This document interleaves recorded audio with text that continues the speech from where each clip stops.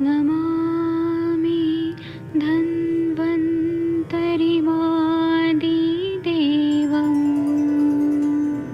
सुरासुरैर्वन्दितपादपद्मं लोके जरामृत्युनाशं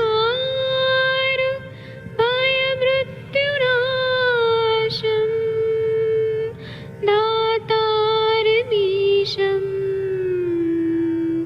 विविधौ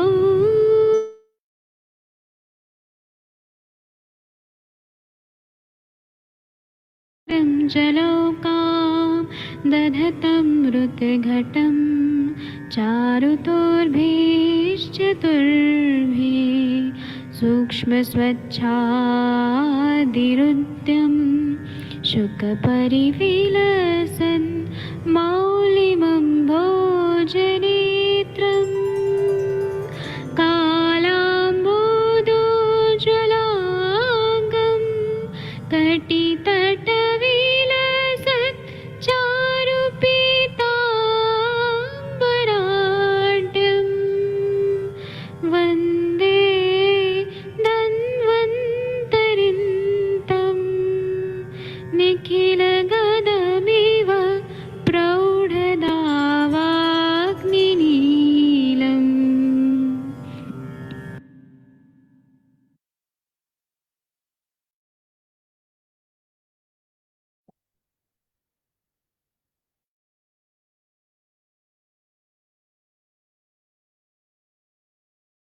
प्रणाम सभी लोगों को। मैं वैद्य अरविंद पाठक पुणे महाराष्ट्र से आप सभी लोगों का स्वागत करता हूँ। सभी लोगों को कोटि कोटि प्रणाम करता हूँ।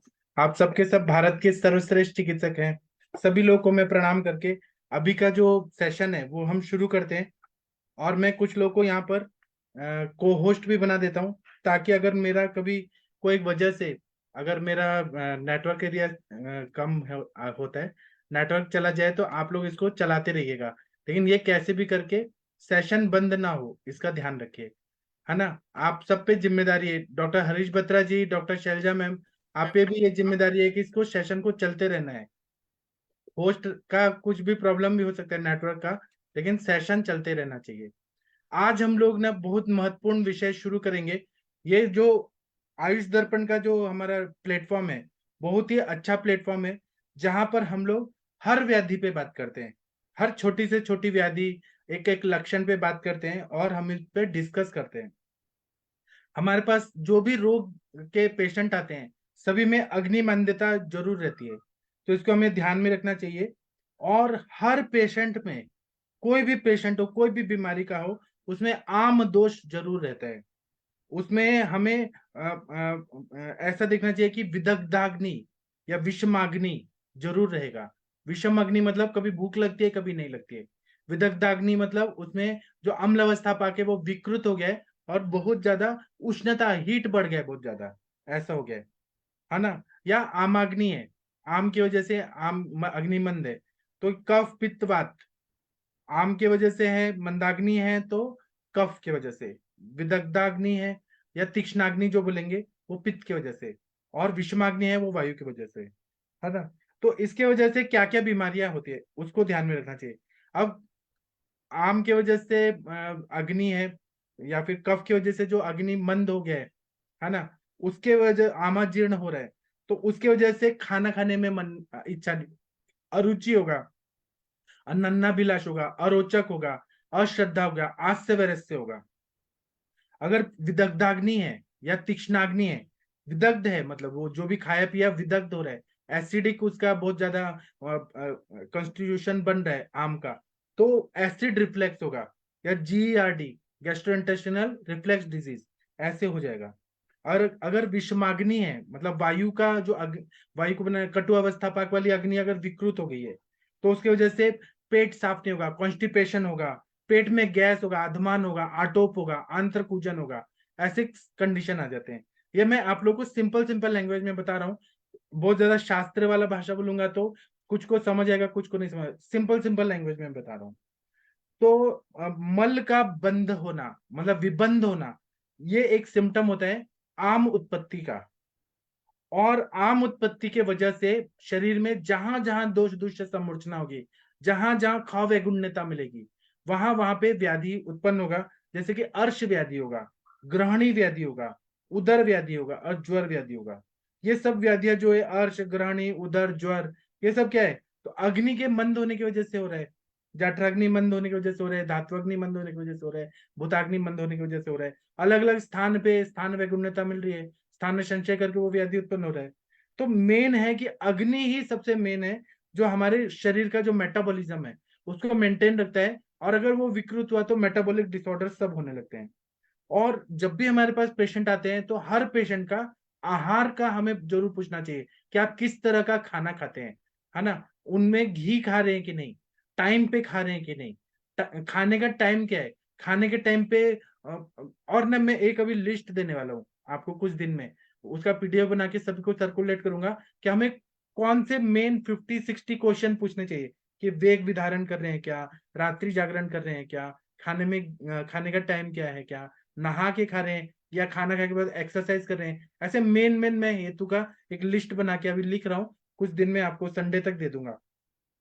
वो आप लोगों को हर पेशेंट से जरूर पूछना है, क्योंकि उससे क्लू मिलता है कि उसके वजह से ही व्याधि होती है। या दिवा स्वप्न कर रहे हैं, रात्रि जागरण कर रहे हैं, अति मैथुन कर रहे हैं, अति चिंता कर रहे हैं, अति शोक कर रहे हैं, ऐसे 50-60 जो क्वेश्चन है, क्वेश्चनर बना के मैं आपको देने वाला हूँ।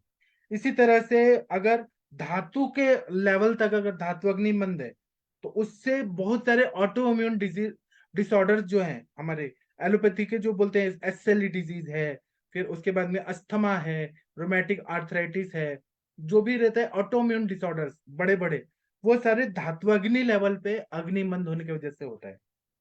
तो हम लोग चिकित्सा, और उसके वजह से क्या होता है कि धातु पाक होने, जैसे एसएलई डिजीज है उसमें मल्टीपल ऑर्गन में उसका इफेक्ट होता है ना?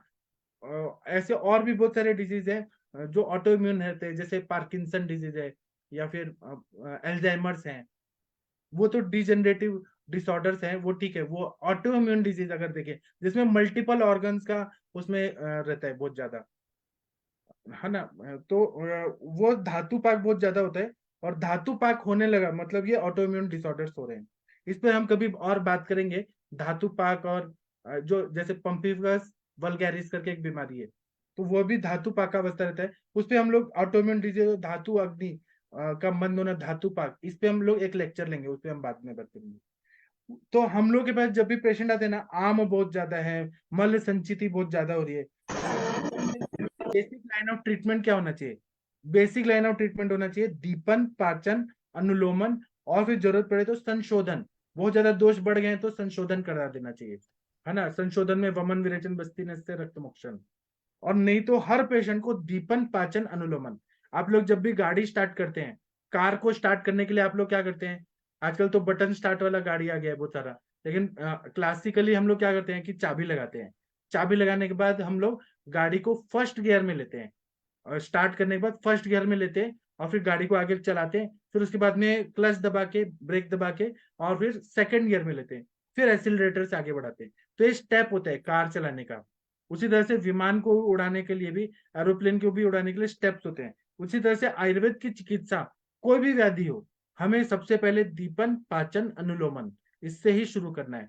जब जरूरत पड़े तो संशोधन करना है। अगर बहुत कॉन्स्टिपेशन है तो वो केवल अनुलोमन से ठीक नहीं होगा, उसको संशोधन का जरूरत पड़ता है। अब दीपन का मतलब क्या होता है?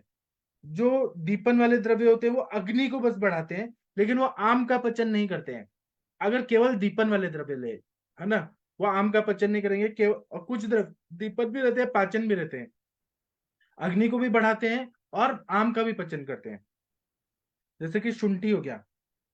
और बाकी दीपन द्रव्य में अजवाइन हो गया, सौंफ हो गया, जीरा हो गया, ये दीपन है, अग्नि को दीप्त करते हैं। पाचन द्रव्य जो रहते हैं वो अग्नि को नहीं बढ़ाएंगे, लेकिन आम का पचन अच्छे से करेंगे। जैसे कि नागरमोथा, नागरमोथा आप खाएंगे ना, तो उससे ऐसा नहीं लगेगा कि आपको अग्नि प्रदीप्त हो रहा है, लेकिन जितना भी आम है ना सबको वो पचा देगा। और इसी तरह से दोनों द्रव्य जो रहते हैं, दीपन और पाचन दोनों रहते हैं, तो शुंठी सबसे अच्छा है दीपन पाचन। चित्रक जो है वो दीपन भी है, पाचन भी है। तो ऐसे द्रव्य होते हैं। और अनुलोमन द्रव्य जो रहते हैं ना, वो क्या करते हैं कि मल को अच्छे से पचा के और वायु को और मल को अच्छे से क्लीन कर देते हैं। तो और जो भी ऑब्स्ट्रक्शन हुआ है लार्ज इंटेस्टाइन में उसको क्लीन करते हैं, जैसे कि हरित की इतना बढ़िया द्रव्य है कि पूरा मल को पचा देगा, आम को पचा देगा। एक सिंगल ड्रग हरित की में इतना है, मल को पचा देगा और अग्नि को भी बढ़ा देगा। इतना बढ़िया द्रव्य है हरित की। दूसरा क्या है कि हम सामान्य जब चिकित्सा देखते हैं कोई भी व्याधियों में, तो अगर वायु वाला जो बीमारी है तो हम उसमें क्या करते हैं, वायु भी है और आम भी है, तो हम लोग सेंधा नमक का प्रयोग करते हैं दीपन पाचन के लिए। क्षार का प्रयोग करते हैं, कल्याणक क्षार वगैरह। या और अग्नि अच्छा हो रहा है तो अष्ट चूर्ण, दाढ़ी मादी घृत, घृत योग भी देते हैं। दीपन पाचन करने के बाद थोड़ा घृत कल्पना देते हैं, क्योंकि वायु बढ़ा हुआ है, रुक्ष गुण बढ़ा हुआ है, उसका शमन करने के लिए हमें कुछ, एक तो पहले वहां वायु है तो उपस्तंभित वायु है, भले वो आमाशय में भी है, तो उपस्तंभित है तो उसका शरण होना चाहिए, इसलिए हम लोग कल्याणक क्षार का प्रयोग करते हैं। लवण है, लवण आम का विलयन करता है, कफ का विलयन करता है, स्त्रोतोरोध को दूर करता है, संघात करता है दोषों का, इसलिए लवण का प्रयोग करते हैं। वायु का संचरण अच्छा करते हैं, जैसे पाइप में अगर हवा नहीं जा रही तो हम कचरा साफ करते हैं, उसी तरह से सेंधा नमक और क्षार है, ये कचरा साफ करते हैं। और फिर वायु को शमन करना है, इसलिए हम लोग घृत योग जैसे अष्टचूर्ण को दाढ़ी मादी घृत के साथ देते हैं। अगर पित्त का प्रकोप है, ऐसी बीमारी है हमारे पास, तो हम लोग तिक्त रस वाले द्रव्य देते हैं ज्यादातर, मधुर तिक्त कषाय रसात्मक। तो जैसे कि एग्जाम्पल में गुड़ुच्यादि कषायम, गुड़ुच्यादि घन कषायम, जो पित्त का शमन करता है। और मधुर रसात्मक भी बहुत सारे द्रव्य हैं, जो जैसे हाइपर एसिडिटी हो रहा है और एक चम्मच शतावरी चूर्ण खा लिया, या फिर सारिवा का चूर्ण खा लिया, चंदन का शरबत बना के पी लिया, चंदन चूर्ण और एक गिलास शरबत में चंदन चूर्ण डाल के दे दिया, तुरंत ही पित्त का शमन होगा। तो यहाँ मधुर रस भी काम करता है, तिक्त रस भी, कषाय रस भी काम करते हैं। और कोई भी द्रव्य जो हमारे आयुर्वेद की जड़ी बूटियां हैं वो एक रस प्रधान नहीं होती है, उसमें अनुरस भी रहता है और दूसरे रस भी रहते हैं, है ना। तो हम लोग इस तरह से दवाई, जैसे चंदन है वो तिक्त मधुर कषाय, ऐसा है चंदन, पहले खाने से तिक्त लगेगा, फिर मधुर लगेगा, फिर कषाय लगेगा, है ना। तो इस तरह से हम द्रव्यों का सिलेक्शन करते हैं कि कौन सा द्रव्य हमारे पित्त के बीमारियों में काम करता है। उसी तरह से कफ की बीमारियों वाले पेशेंट आते हैं तो हम लोग कटु रस वाला प्रयोग करते हैं, जैसे त्रिकटु हो गया, पंचकोल हो गया, वो बहुत अच्छा काम करता है। अब हम आते हैं कि मुंह में छाले पड़ना, अगर किसी को मुखपाक हो रहा है ना, तो हम लोग पहले तो मुखपाक के हेतु निकालते हैं।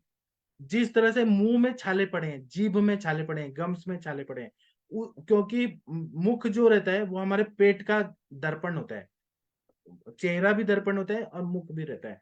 अगर मुंह में छाले पड़े हैं मतलब पेट में भी छाले पड़े हैं, तो उसका हेतु निकालते हैं कि पित्त प्रकोप का आहार विहार क्या क्या है वो देखते हैं।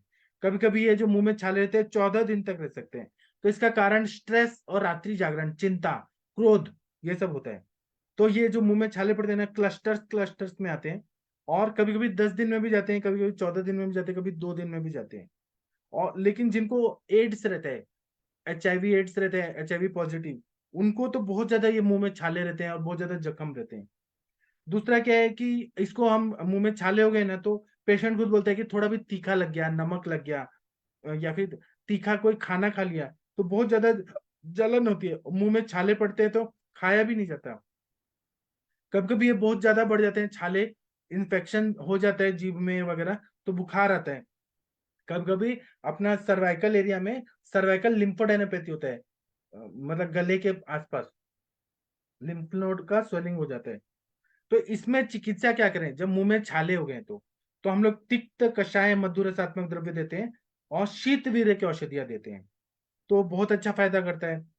अब एक एग्जाम्पल, जैसे कषाय रस है ना, तो हम लोग त्रिफला का चूर्ण है, मुंह में छाले पड़े हैं ना, त्रिफला का चूर्ण लगा दीजिए, है ना, थोड़ी देर तक लगा के रखिए, और कुछ देर के बाद देखेंगे तो हील हो गया होगा। इतना बढ़िया ये काम करता है। ऐसे और भी बहुत द्रव्य रहते हैं। और पित्त की दुष्टि है इसलिए मुंह में छाले हैं, तो अविपत्तिकर चूर्ण जो है वो अगर रात को 15 से 30 ग्राम तक दे दिया, नॉर्मल पानी के साथ या दूध के साथ, कोष्ण दूध के साथ दे दिया, इतना बढ़िया काम करता है, इतना बढ़िया काम करता है कि मुंह में के छाले भी निकल जाते हैं और पित्त भी निकल जाता है। इसी तरह से सप्त छद या सप्त पर्ण का जो कषाय होता है वह मुंह के छाले के लिए पीने के लिए इंटरनली दिया जाए तो ठीक कर देता है। त्रिफला का काढ़ा अगर दे दिया जाए 50-50 ml सुबह शाम, तो बहुत अच्छा फायदा करता है। तिक्ता कषाय मतलब किरात तिक्ते से बना हुआ कषाय, महातिक्ता कषाय, चंदन परपटक आदि कषाय बहुत बढ़िया काम करता है। फिर इसके बाद में और भी बबूल है, खदीर है, फिर सुपारी है, अर्जुन है, त्रिफला है, ये सब अगर दे दिया जाए ना तो इससे पूरी तरह से छाले ठीक हो जाते हैं।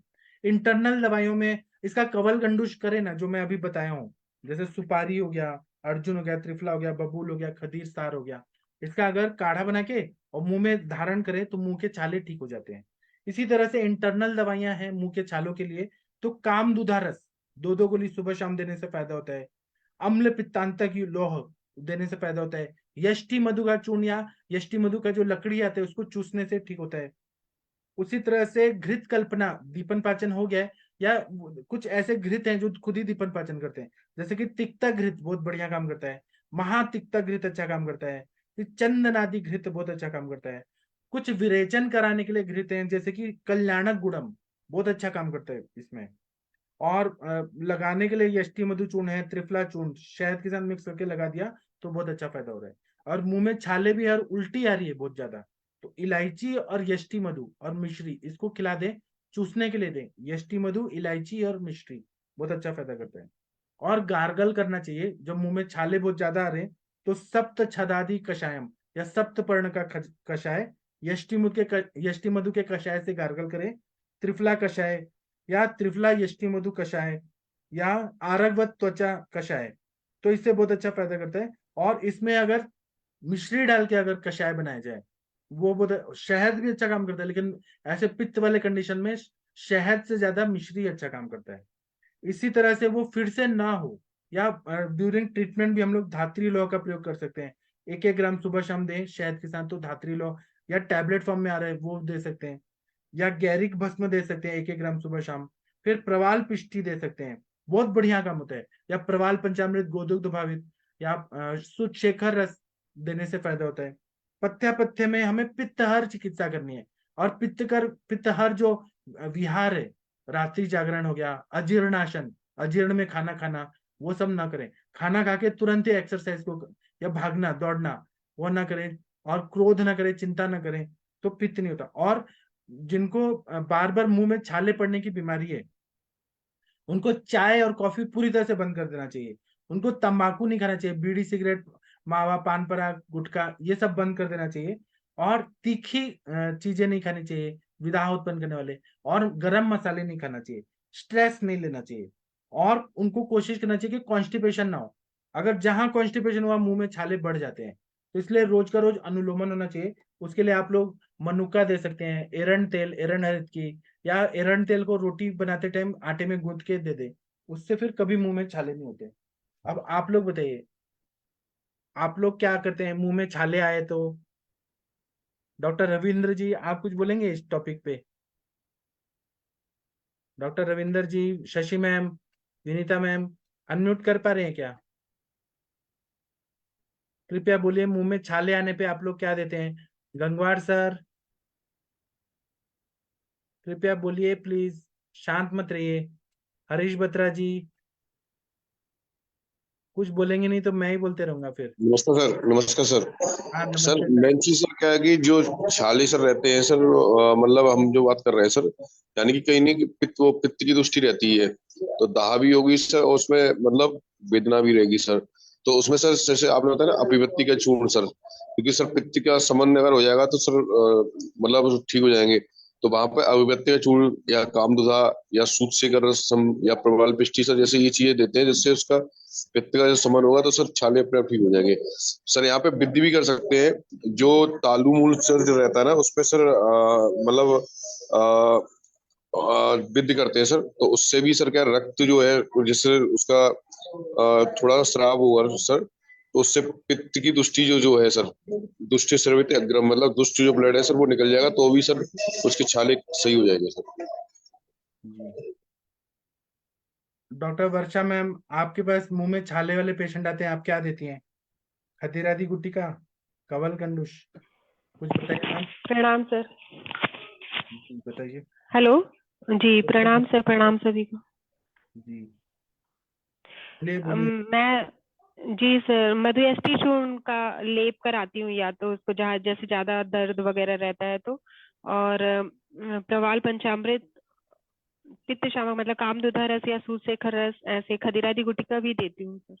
और कारण उसका क्या रहता है, कॉन्स्टिपेटेड पेशेंट रहता है तो फिर थोड़ा सा कुछ विरेचन के लिए देना पड़ता है, जी ठीक हो जाता है।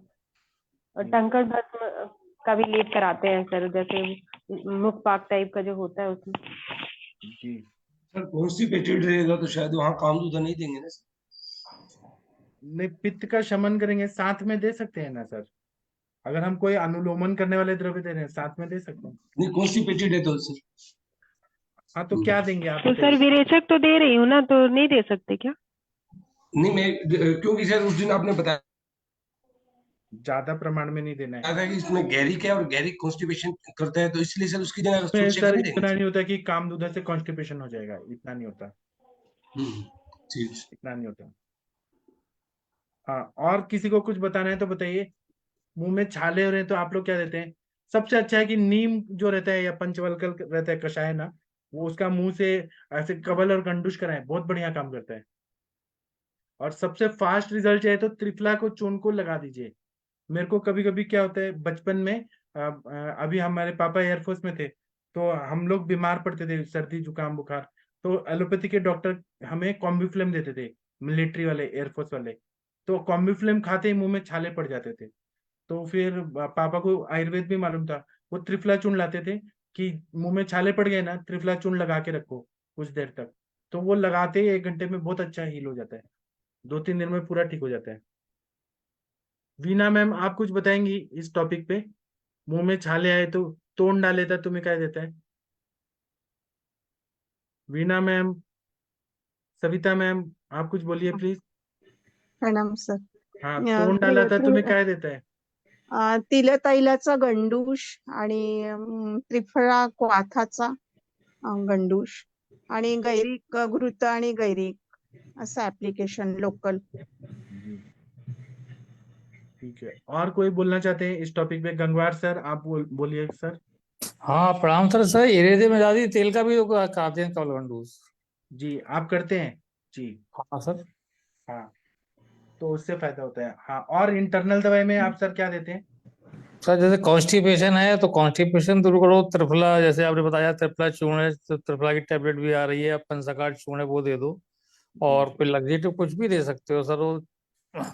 और जो कारण है और जो एसिडिटी वगैरह हो रही है वो दूर कर दीजिए सर। और हम पित्त हो रहा है वो कुछ नहीं तो जो प्रवाल है या क्या कहते हैं काबूलिवाला रस है, शिखर रस है, जी, ठीक है सर, ये दे सकते हैं सर। ठीक है, बढ़िया सर। हाँ और डॉक्टर मंगला मैम, आप क्या देते हैं गवर्नमेंट सप्लाई के मेडिसिन से? अगर मुंह में छाले आ रहे हैं तो तोड़ डाले तो तुम्हें क्या देता है? डॉक्टर मंगला मैम, कुछ बोलेंगी इस टॉपिक पे? हाँ सर, हमारे पास कामदुदा भी है, सुचेकर भी है और अविपित्तकर भी है सर।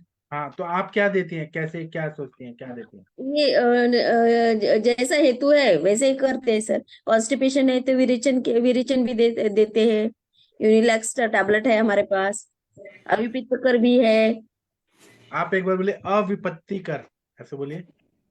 अविपित्तकर नहीं, आप उल्टा बोल रहे हैं। आप बोले अविपत्ति, विपत्ति बोले, अविपत्ति ऐसे बोलिए। अविपत्तिकर हाँ, देखिए मैं आप लोग का उच्चारण अच्छा कर रहा हूँ, अविपत्ति कर। Thank you sir. आप लोग में से कोई भी मेरे से नहीं बच सकता है। जब टीका वाचन या कुछ भी होता है ना, मैं एकदम पकड़ लेता हूँ क्या गलत बोल रहे हैं। बराबर है सर। ठीक है, थैंक यू। वो अंजना मैम बोलती थी ना, विद्रधी, विद्रधी को क्या बोलती थी? विदद्री, विदद्री। मैंने पकड़ लिया था, विदद्री। हाँ, ठीक है। और कोई कुछ बोलना चाहते हैं तो बोलिए प्लीज। सविता मैम, आप कुछ बोलिए। मुंह में छाले पड़ रहे हैं तो क्या देते हैं ओरल अल्सर पे? हरिहर सर, शैलजा मैम कुछ बोलेंगी इस टॉपिक पे? विनीता मैम, वर्षा मैम, महाजन सर, जागीर सर, बोलिए बोलिए। नमस्कार सर। हाँ सर, आपके पास ऐसे पेशेंट आए तो आप क्या देते हैं? सर हिमालय की सेप्टिलिन देते हैं 2 BD या 2 TDS, और ओरोटी भी निकाली है हिमालय ने गार्गल्स के लिए, दिन में उसमें 3-4 क्या बार होता है सर? गार्गल्स। क्या हाँ जी, होता है, क्या होता है? उससे 2 दिन में ही आराम मिल जाता है। लेकिन उसमें क्या होता है सर, वो कैसे काम करता है? हल्दी वगैरह है उसमें, अच्छा ओरोटी में। ठीक है। फेसबुक पे डॉक्टर परमिंदर कौर मैम बोल रही हैं कि हमारे यहाँ सर विलेजेस में लोग जो है वो तवा का जो काला रहता है उसको लगाते हैं, राख। हाँ, पुराने तवा, टाइम में हम भी लगाते थे। पहले तवे वो चूल्हे पे बनता था ना, हाँ रोटी बनती थी तो धुआं तवे के नीचे लग जाता था, हाँ तो वो लगाते थे जीभ पे। हाँ, मतलब मशी कल्पना बहुत अच्छा काम करता है जी। शशि मैम आप कुछ बोलेंगी? मुंह में छाले आने पे आप क्या देती हैं? जेलुसिल, नहीं सर, आयुर्वेदिक कुछ मैंने बताइए। कभी एलोपैथी नहीं यूज किया है। मैं हमेशा खदिरादी बटी वगैरह इस तरह की चीजें यूज करती हूँ। और सबसे पहले डिटेल हिस्ट्री लेती हूँ। अगर नहीं पेट साफ हो रहा है तो सबसे पहले त्रिफला दे दो, चाहे कैस्टर ऑयल दे दो, कुछ भी इस तरह का चीज दे दो। खाने पीने के लिए जैसे मिर्च वगैरह तक मना कर देनी चाहिए। इस तरह का परहेज अगर कर देते हैं, खिचड़ी वगैरह खाते हैं, तो उससे बहुत जल्दी आराम हो जाता है। और सर खदिरादी बटी के बहुत बढ़िया रिजल्ट है। या आप जैसे अमरूद की पत्ती चूसने के लिए, कई बार होता है पेशेंट के पास कुछ भी नहीं है, उसको है तो अमरूद की पत्तियां चूसने के लिए मैं बोलती हूँ, वो भी बहुत बढ़िया काम करता है।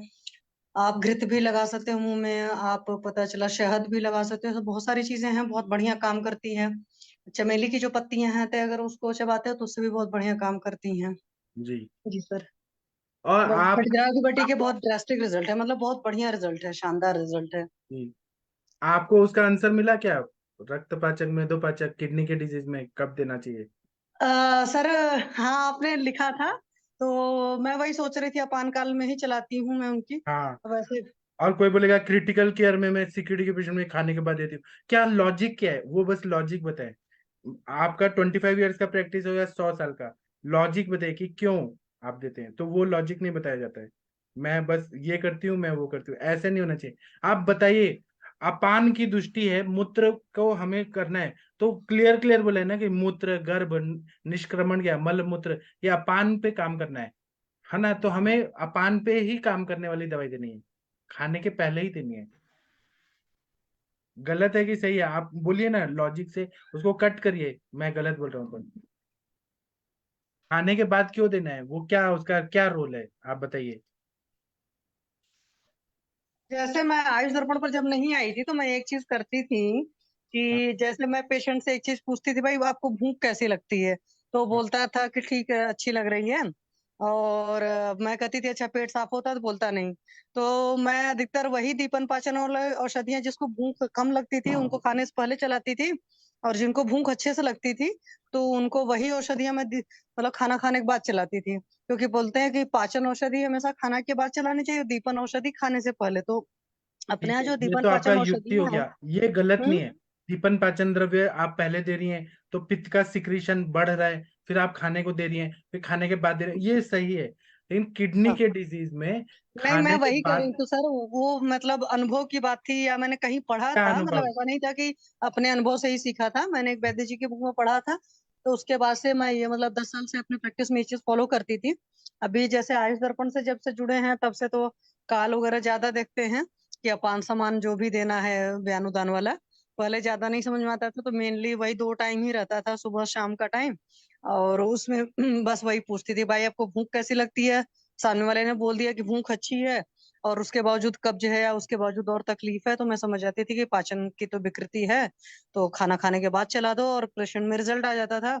हाँ, या जो लोग बोलते थे तो मुझे भूख नहीं ट्रीटमेंट को लगती, तो मैं और पहले अच्छा चला। करना है तो समान काल में दे, मतलब खाना खा हम्म। के, जो हम्म। ग्रासांतर बोला है, खाना खा के हम्म। 2-3 ग्रास खा के फिर जैसे हिंगवाष्टक चूर्ण, लवण भास्कर चूर्ण ले, तो अग्नि को और प्रदीप्त करता है, ये और हाँ, अब अच्छा जैसे सर ट्रीटमेंट होगा। उसमें भी एक बात बताऊंगा, मेरे एक पेशेंट है, उनको कोई हाँ, भी चीज 2 बार आप नहीं चला सकते हो, मतलब सुबह शाम आप चाहो। अभी मैंने उनको पंचकोल चलाया था, तो बोलते डॉक्टर साहब मैं एक ही बार ले लूं, जबकि वो पित्त प्रकृत वाले हैं। तो मैंने कहा सर ऐसे लेना है, तो उन्होंने नहीं एक ही बार लेना है। हमने कहा ठीक है भाई। तो कई बार पेशेंट भी डोज भी रिवाइज कर देते हैं, उनकी टाइमिंग भी इधर उधर सेट कर देते हैं। आपने 40 ml लिखा था स्मूलारिस्ट अभयारिस्ट, उन्होंने जी 20-20 ml लेना शुरू किया, बुजुर्ग भी हैं। मैंने कहा ठीक है चलो, अगर इससे आपको सूट कर रहा है, चल रहा है, तो चलता है। जी। तो और जो मैंने कहा कि अपान पे खाने के पहले, उस पे जो रेफरेंस दिया गया, वो रेफरेंस देख के आपको कहीं लग रहा है कि किडनी के पेशेंट में खाने के बाद देना चाहिए? वो रेफरेंस पढ़ के आप देखिए, कुछ कंफ्यूज किया गया उसमें, जो भी ग्रुप में सर वो तो है ही, जैसे बुक में नॉर्मल डेटा में तो है ही कि जहां पर भी अपान की दृष्टि है वहां पर आपको पहले चलाना है, बराबर। ये चीजें तो हैं ही। जी, लेकिन जो रेफरेंस दिया गया अपने साइड से वो मुझे नहीं समझ आया। जी सर। ठीक है, थैंक यू। इस पे और कोई कुछ बोलना चाहते हैं? मुंह पे अगर अल्सरेशन हो रहे हैं तो क्या देना चाहिए? वीणा मैम, हरिहर सर, कुछ बोलिए प्लीज। कविता मैम, मुंह में छाले पड़ते हैं तो आप लोग क्या देते हैं? कविता मैम कुछ बोलेंगी आप? सत्य प्रकाश वर्मा जी, कुछ बोलिए आप लोग। अगर नहीं बोलना है तो सेशन बंद करते हैं, आधा घंटा का तो टाइम लिमिट हो गया हमारा। हरिहर सर कुछ बोलना चाहते हैं? सर इसमें त्रिफला क्वास लगाने के लिए दिया जाता है त्रिफला क्या? जी स्वादिष्ट। हाँ भाई, त्रिफला चूर्ण स्वादिष्ट विरेचन, जी आरोग्यवर्धनी, जी मैं देता हूँ। और कभी कभी चंदनादी वटी, शतावरी घृत। जी। आप कितने अच्छे डॉक्टर हैं सर, आपका एक्सपीरियंस कितना बढ़िया है, मजा आ गया सुन के। Thank you sir. Doctor Harish Batra sir, आप कुछ बोलना चाहते हैं? सर उसके लिए पूछना था सर, वो जो स्पॉन्डिलाइसिस वाला पेशेंट था ना सर, हाँ सर, हाँ सर। उसको शशि मैम भी हैं, उनसे पूछना था कि और उनको क्या ना कोई योग योग बताना है सर, कोई व्यायाम क्या करना है सर, उनको कुछ और बताना है। हाँ शशि मैम, आप कुछ बताएंगी? जिसको लंबर जी सर। रीजन में स्पॉन्डिलाइटिस है तो वो क्या करना बल्जिंग चाहिए? वाला। सर लंबर रीजन में स्पॉन्डिलाइटिस है तो एकदम सबसे बेस्ट तरीका तो ये है कि पहले पेशेंट की डिटेल हिस्ट्री ले लो, और डिटेल हिस्ट्री से आपको बहुत कुछ पता चल जाएगा। मतलब कि पाचन गति विकृति होती ही होती है जिन लोग को, चाहे लंबर स्पॉन्डिलाइटिस हो, चाहे सियाटिका हो, चाहे इस तरह की कुछ भी चीजें होती हैं, तो उसमें इस तरह की प्रॉब्लम होती है। तो आपको तो डिटेल हिस्ट्री लेनी पड़ेगी। लंबर स्पॉन्डिलाइटिस वगैरह के केस में कटी बस्ती आपको बहुत बढ़िया काम करती है। लोकल पेशेंट अफोर्ड नहीं कर सकता है तो आप कटी पिचू करा सकते हो, और उसके अलावा अगर आप चाहो तो बस्ती दे सकते हो। अगर उसकी पॉकेट की अफोर्डेबिलिटी कम है तो सिर्फ मात्रा बस्ती देकर काम चला लो, वरना तिक्तशीर बस्ती वगैरह या प्रॉपर बस्ती प्लान कर लो, मतलब नीरू अनुवासन जो दोनों है कर्मकाली योग के हिसाब से आप ये जितनी मैम, बस्ती ये चाहो। ना, ये तो सब कुछ चल रहा है, वही पेशेंट तो है जो अपने प्लेटफॉर्म पे आया था। अब इसके लिए कोई उसको योग बताना, कोई आसन बताना है, मैं वो पूछ रहा हूँ। हाँ तो आसन के केस में बता रही हूँ सर। आसन के केस में देखो, कमर की कभी भी परेशानी है तो फॉरवर्ड बेंडिंग का कोई भी आसन नहीं होगा, इस बात का ख्याल रखिए। ठीक है, बैकवर्ड बेंडिंग वाले सारे आसन होंगे। तो आपका भुजंगासन भी वहां पर काम करता है, वहां पर सलभासन भी काम करता है, वहां पर उष्ट्रासन वगैरह भी काम करते हैं। पेशेंट की एज के हिसाब से होता है और बॉडी की फ्लेक्सिबिलिटी के हिसाब से होता है। तो जो मैं आसन कराना पसंद करती हूँ उसमें कराती हूँ, पहले फर्स्ट पार्ट कराती हूँ। फर्स्ट पार्ट में बॉडी की ऐसी कोई खास बेंडिंग नहीं होती है, सारे जॉइंट्स की फ्लेक्सिबिलिटी के लिए होता है। तो पहले फर्स्ट पार्ट को करा लो, आप देख लो कैसी कंडीशन है। उसके बाद में फिर चाहो तो कुछ सेकंड पार्ट के कराओ, अदरवाइज अकॉर्डिंग टू डिसीज करा सकते हो आप। ठीक है सर। और बैक एक वाले जितने आसन है वो सारे काम करेंगे। अगर आपको विथ नेम रेफरेंस चाहिए तो मैं कल ग्रुप में डाल दूंगी, मेरे पास बुक है, उस बुक से ही डाल दूंगी, मतलब प्रॉपर लिखे हैं बैकअप के लिए। क्योंकि लंबर स्पॉन्डिलाइटिस का मतलब सिंपल सा है कि कमर में तकलीफ है, उस हिसाब से तो इतना आप जान लो। पेशेंट को फॉरवर्ड बेंडिंग मना कर दो, खास करके जर्की मूवमेंट्स नहीं होनी चाहिए। दूसरी बात है कि दो तीन चीजें और कराइए। पेशेंट को हमेशा बोलिए सूर्योदय से पहले उठना है, क्योंकि जिन लोग को भी ये बोन्स की प्रॉब्लम होती है उनका सूर्य कमजोर होता है। तो अधिकतर ऐसे लोग की गंदी आदत होती है सूर्योदय के बाद तक सोते हैं। तो सूर्योदय से पहले उठें, थोड़ा सा वॉक वॉक करें, और बेवजह के फालतू की चीजें ज्यादा सोचते हैं उन चीजों को भी थोड़ा सा कंट्रोल, मतलब मनो स्रोतस पर भी सर काम करे तो आ जाएंगे। तो मेडिसिन से तो रिजल्ट आ गया होगा ना सर, आप ये उसको आप सस्टेन कराना चाहते होगे ना? Doctor Batra Harish sir, Batra sir आपसे पूछ रही है मैम, बत्रा सर। पेशेंट देख रहे हैं शायद, बिजी हाँ हो जी गए। मैम। मैं ये पूछ रही हूँ आपके रिजल्ट तो आ गए हो ना, सिर्फ सस्टेन कराना चाह रहे हो रिजल्ट को ना? नहीं, अभी तो कल से तो आप पेशेंट को स्टार्ट किया, अभी बस्ती कल से तो स्टार्ट की है। अच्छा, तो नहीं अभी जब बस्ती उस्ती कर रहे हो ना, तो हाँ जी। वैसे भी देखो प्राणायाम योग जो भी होता है, मैं हमेशा कहती हूँ कि शुरुआत में पेशेंट को ये मत बोलो भाई यूट्यूब देख करके करो। कोशिश करो कि हमेशा पेशेंट को सामने कराओ। अगर नहीं, आप मैंने खुद नहीं करा तो सकते, शशि मैम, मैंने तो उसको भी मना कर दिया, मैं कि अभी कुछ मत करो। हाँ तो हाँ वही अभी मैं मत आपको बता कराइए, रही हूँ ना। अभी मत कराइए। शुरुआत में जब ज्यादा तकलीफ रहती है कभी भी किसी भी पेशेंट को, तो आपको पता होना चाहिए कि सारे आसन मना होते हैं, जो फर्स्ट पार्ट होता है antirheumatic group, that is known as सूक्ष्म व्यायाम बाबा रामदेव के वर्ड में, वो सारी चीजें इंसान कर सकता है बड़े आराम से, क्योंकि उसमें कहीं कोई बेंडिंग नहीं होती है। ठीक है। पर उसमें भी कुछ पेशेंट कहते हैं जी हम तो 5 मिनट नहीं बैठ पाते, क्योंकि बैठना उसमें पड़ता है, मतलब सीधा बैठना पड़ता है। पानी में पाइप बहना है, नाली में ब्लड बहना है, तो सीधा जितना रहेगा उतना आराम से फ्लो होगा। तो ये चीज होता है। तो अभी जब आप बस्ती उस्ती दे रहे हो सर, तो उसको सिंपल बोल सकते हो कि 5-5 10-10 मिनट का कंफर्टेबल वे में वॉक कर लें। अभी तो स्कूटर चला के आते हैं, तो मैंने उनको वो भी मना किया है, मैं बेल्ट लगा के आओ, ऐसे मत आओ। हाँ बराबर। हाँ वो सब प्रॉब्लम रहती है। मेरे एक पेशेंट थे, मैंने उनको कर रही थी कटी बस्ती, बहुत बढ़िया रिजल्ट था। फिर एक दिन स्पाइनल बात कराया, उसके बाद पता नहीं क्या उनको उस दिन हार्ट बेड पर एक्चुअल में होती है रिकमेंडेशन उसकी। फिर उसके बाद प्रॉब्लम हो गई, लेकिन स्कूटर अभी भी चलाते हैं, सारी चीजें करते हैं। और उनको लंबर रीजन के बजाय ज्यादा प्रॉब्लम ग्लूटियल रीजन में है, तो इसीलिए उनके लिए बस्ती प्लान कर रही थी मैं। पर उनका वही है कि कैसे आऊंगा, अभी चल ही रहा है। हमने कहा ठीक है सर, डिसाइड कर लो, फिर मैं आपकी मात्रा बस्ती करती हूँ। एटलीस्ट मात्रा बस्ती करनी हो तो 100 करिएगा सर। पेशेंट को इतना तो बता दीजिए, क्योंकि जब आप 100 बताओगे तो हो सकता है 75-80 और ले, उतने नहीं, पर ही बता दिया रिजल्ट मैंने, आता है। बता दिया उसको कि लंबा चलेगा। हाँ, मिनिमम इतने नंबर डालो, वरना नहीं आ पाता है रिजल्ट, मतलब सस्टेन नहीं हो पाता। जी सर, थैंक यू सर। हाँ, और कोई कुछ पूछना चाहता है, बताना चाहता है तो बता सकते हैं, पूछ सकते हैं। हाँ, सर वो प्रणाम प्रणाम मैम, शशि मैम से पूछना था मुझे। शशि हाँ मैम मैम, आपसे नमस्ते पूछ। मैम, बताएं मैम। नमस्ते, प्रणाम मैम। वो जैसे किसी को एंजियोग्राफी हुई है, किसी पेशेंट हाँ, की स्टंट डला हुआ है, तो उनको कपालभाति करना चाहिए या नहीं? ऐसे पेशेंट नहीं को मैम, करवाएं कि नहीं? कपालभाति तो मैं पेशेंट को रिकमेंड ही नहीं करती। उसके पीछे वजह है, कपालभाति बहुत सारे लोग बहुत गलत तरीके से कर जाते गलत हैं। करते हैं जी। और अगर आप आइडियली पढ़ोगे, मैं यहाँ पर बाबा रामदेव वाले सिस्टम को नहीं बताऊंगी प्लीज, क्योंकि उसको वाले लोग बुरा ना मानेंगे। अगर आप कभी भी जी, पढ़िए, बुक पढ़िए ऑथेंटिक, तो उसमें होता है कि आफ्टर 40 ईयर्स ऑफ एज बहुत सारे आसन योगा प्राणायाम नहीं किए जाते हैं। नहीं करने जी जैसे मैम। कपालभाति आपकी एक होती है, उसमें से नौली एक होती है कि 40 के बाद शुरू भी नहीं करनी चाहिए।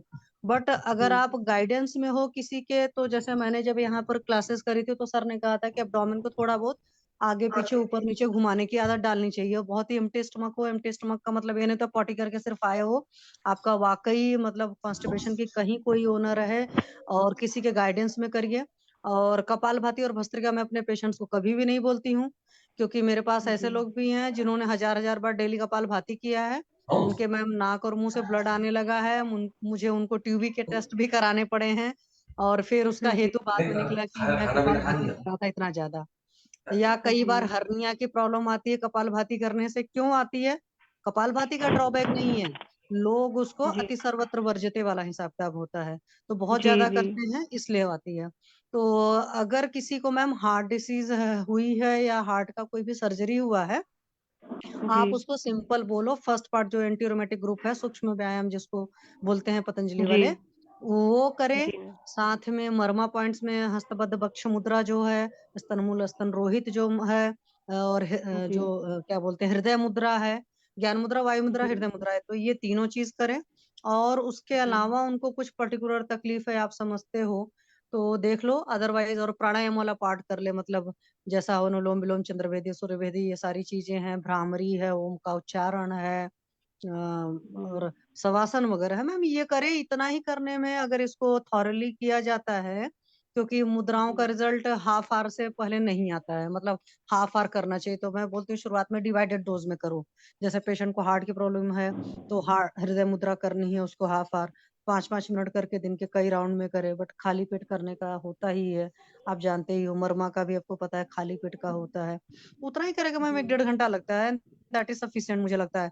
ये बेवजह के जो लोग सोचते हैं ना कि मैं हाथ पैर ऐसे ऐसे मोड़ लूं, वो आसन नहीं है, प्राणायाम नहीं है, तो प्लीज उसको मत कराइए। या बोलिए, करने का बहुत शौक है, भाव किसी के जाओ सामने, मतलब प्रॉपर जो योगा इंस्ट्रक्टर हो, क्योंकि मैंने ऐसे योगा इंस्ट्रक्टर भी देखे हैं मैम, जो खुद बीपी की मेडिसिन लेते हैं, जिनको खुद बहुत सारी तकलीफ है, जो रात में हाँ खुद हाँ 12-1 सही बजे बात। सोते हैं और सुबह 4-5 बजे होते हैं क्लास लेते हैं। मैं पर्सनली ऐसे जी लोगों से मिली हूँ, इसलिए मैं बता रही हूँ। तो क्लासेस जी लेना या कमर्शलाइज करने का मतलब ये नहीं होता कि आप वाकई अच्छा जानकार हो। योग के अच्छे जी जानकार कम लोग हैं, तो प्लीज ऐसे पेशेंट्स को अच्छे जानकार लोगों के पास भेजिए, और बोलिए तब जी करें जो कुछ भी करना चाहे, बट आप अपने लेवल पर कभी मत बोलिए। कपालभाति और जी भस्त्रिका बहुत अवॉइड करना चाहिए। जब तक आप जैसे नहीं नहीं, मुझे मंदाकिनी तो मैम है, पेशेंट बहुत ने ऐसा जानते हैं। बताया तो मैंने उनको मना किया, तो फिर भी हम्म, मैंने सोचा एक बार मैं आपसे अच्छे से कंफर्म कर लूं कि सही में हाँ। मतलब अब मना जैसे कर देना मंदाकिनी मैम चाहिए। बहुत अच्छा करते हैं, तो वो किसी को जी कराते हैं अपने सुपरविजन में, तो दैट इज ओके। मैं आपको बता रही हूँ, चलो सिंपल सा एग्जांपल मुझे याद आ गया।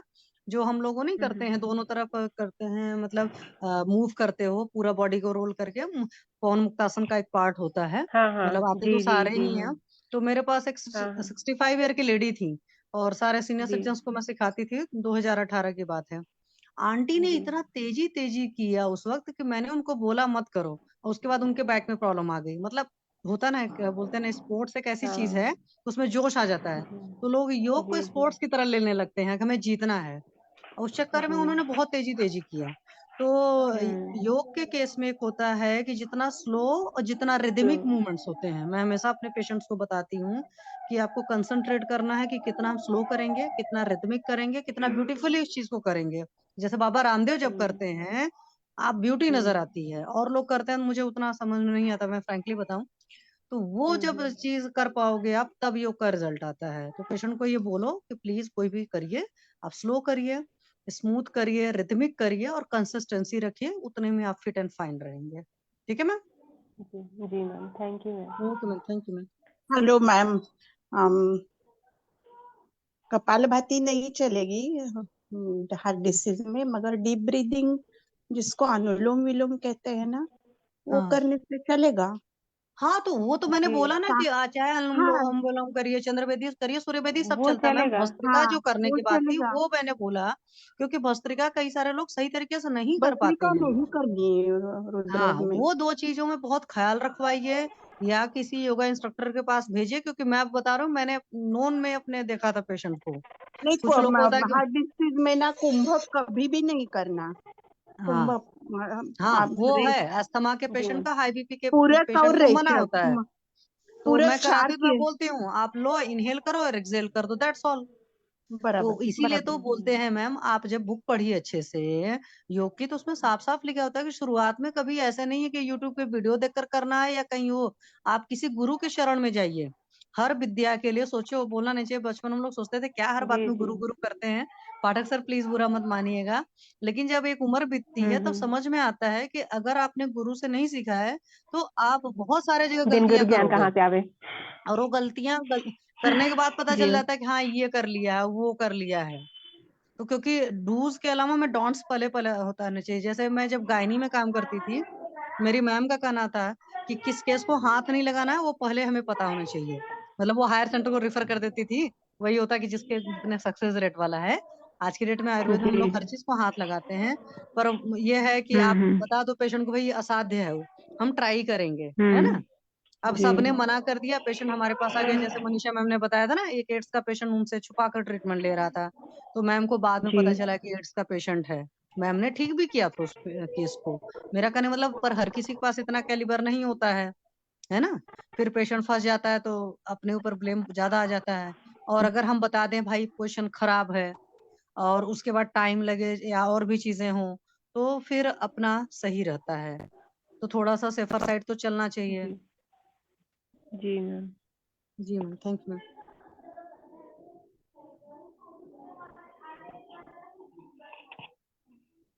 और कोई कुछ बोलना चाहते हैं?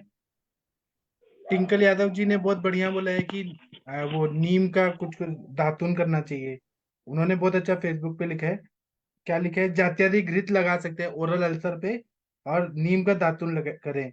और शैलेंद्र जी ने लिखा है खदिरादि वटी का प्रयोग करें ओरल अल्सर में।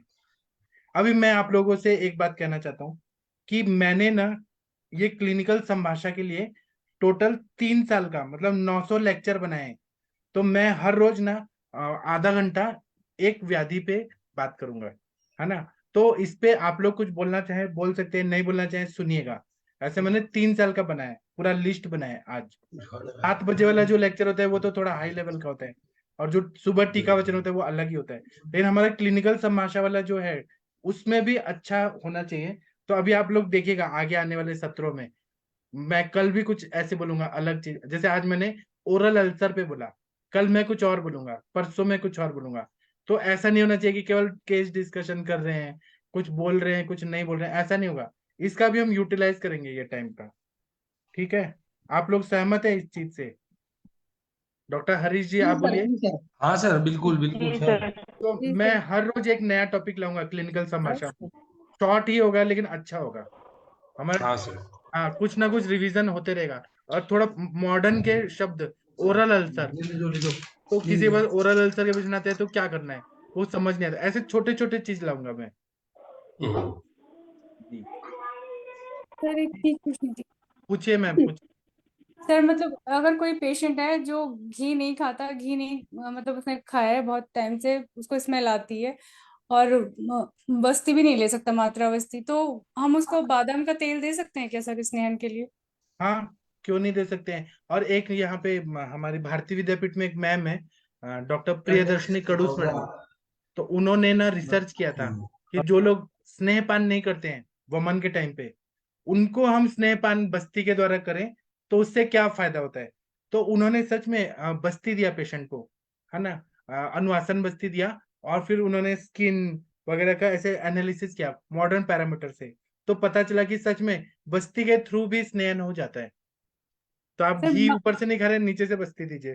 सर मात्रा बस्ती से तो होता है। मेरी एक पेशेंट थी तो वो तैयार हुई थी, उनकी बहुत ज्यादा ड्राइनेस था, पार्किंसन की पेशेंट थी, तो उनको मैंने मात्रा बस्ती दी थी तो वो दिखता था उनकी मतलब स्किन से पता चलता था कि हाँ स्नेहन हो रहा है मात्रा बस्ती से। लेकिन वो थोड़ा पेशेंट मात्रा बस्ती नहीं लेना चाहता ना सर, फिर इसलिए।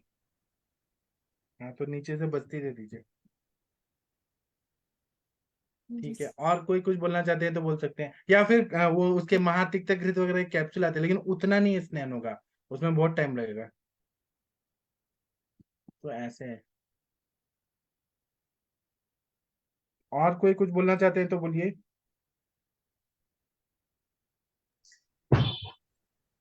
सर अपने अपनी संभाषा में ना सर एक डॉक्टर प्रशांत भट्ट आते थे सर, हाँ हाँ, जो मैं जिक्र कर रहा था ना कल, उनको लाता हूँ सर जरूर। ठीक है, लाइए वो सर। पंचकर्मा का बहुत अच्छा बताते थे सर। हाँ, और सर आपको कैसा लग रहा है अभी समाचार, ठीक लग रहा है? हाँ सर, छोड़ने का दिल ही नहीं करता सर। हाँ, तो आप पेशेंट बस भी देखने बताइए। आते हैं ना सर। और मैं न हर रोज एक एक सिम्टम या एक डिजीज लेके संभाषा में जरूर बोलूंगा शुरुआत में। आज उस पे बहुत अच्छा लेक्चर हुआ सर, 7 बजे वाला, बहुत अच्छा हुआ है। पुलिस गोनोरिया, हाँ जी। हाँ सर, बहुत अच्छा। हाँ, और डॉक्टर सविता मैम ने चैट बॉक्स में कुछ लिखा है, मैम बोलिए, लोग फेसबुक पे सुनेंगे आपका बात। Savita ma'am, doctor Savita ma'am, आप वही है ना जो श्लोक बोलती है संता देके? इन्होंने जो लिखा है वो मैं बता रहा हूँ। टंकन और स्फटिका भस्म का कवल भी दे सकते हैं माउथ अल्सर में, लेकिन किसके साथ? कोई तो द्रव्य होना चाहिए ना। सविता मैम अभी नहीं है, काम कर रही है। तो अभी हम सेशन बंद कर दे क्या सर? अभी लोग हाँ बोलना सर, नहीं बस चाहते हैं। कोई बोल। सर आपको पूछना है सर। हाँ सर, पूछिए पूछिए सर। सर मैं एक पेशेंट को पंच से तो पंच प्राशक्ति वस्तु दे रहा हूँ सर, डायबिटीज में।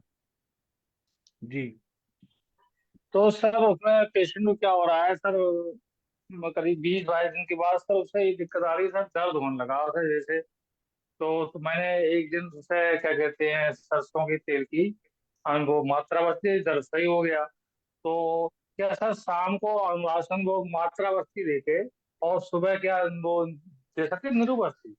हाँ, दे सकते हैं। दे सकते हैं ना सर? तो सर तो बार बार ये दिक्कत आ रही है, जैसे अनुवासन बस्ती दे दी और सुबह को शाम को रात को मात्रा बस्ती दे दी सर, और सुबह अगर वो पंचित बस्ती दे रहे हैं तो शाम तक पेशेंट की बॉडी हो जाता है सर। तो क्या रोक दे, क्या करें? रोक दीजिए ना सर, जो चीज से तकलीफ हो रही है तो रोक दीजिए। हाँ तो मैं सर आपकी मतलब एडवाइस कर रहा हूँ। जी जी थैंक यू सर। ठीक है, तो अभी हम सेशन बंद कर दें? आप लोग आज्ञा दीजिए तो बंद कर देते हैं, अब कल मिलेंगे। लंबा लंबा हाँ खींचना क्या सर, है, कोई किसको? क्वेश्चन है ही नहीं सर किसी का। हाँ, तो अभी ठीक है ना, अभी 2 घंटे बैठे हैं ना, अब ब्रेक करते हैं। ठीक है, थैंक यू, प्रणाम जी सभी सर। लोगों को, थैंक यू, गुड नाइट, शुभ रात्रि।